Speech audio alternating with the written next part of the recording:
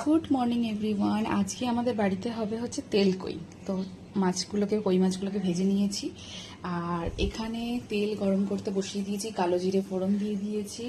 আর এখানে মা বাটছে সুন্দর মশলা বাটা, জিরে বাটছে, আর হচ্ছে কাঁচা লঙ্কাও আছে, কাঁচা লঙ্কা শুকনো লঙ্কা সব একসাথে বাটা হবে।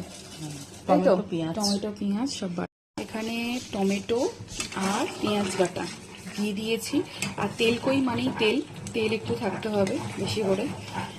আর এই যে এখানে মশলাটাও রেডি করে নিয়েছি।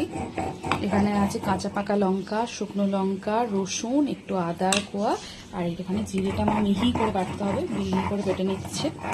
মায়ের বাটা হয়ে গেছে আদা, রসুন, কাঁচা লঙ্কা, শুকনো লঙ্কা পেস্ট। এটা এখন দিয়ে দেবো ফাটাফাটি।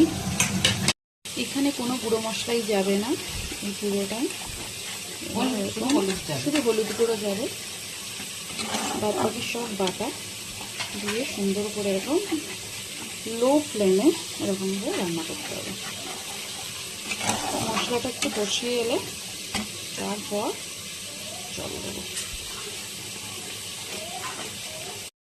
এবার এখানে জল অ্যাড করতে হবে।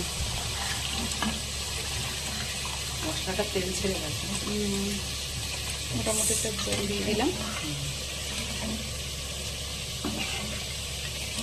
ঝোল কিন্তু এখানে খুব ভালো করে ফুটে গেছে, অনেকক্ষণ জাল দিয়েছি। এইবার ভেজে রাখা মাছগুলো কিন্তু একে একে দিয়ে দিতে হবে।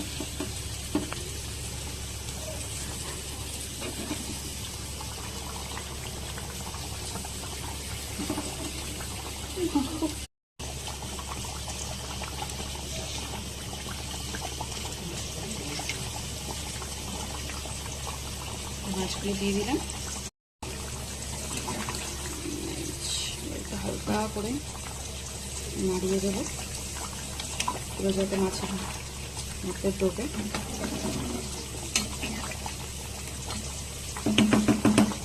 দিয়ে দিয়েছি কয়েকটা চেরা কাঁচা লঙ্কা দিয়ে একটু মাছগুলো সেদ্ধ হয়ে গেলে এবার নামিয়ে নেব।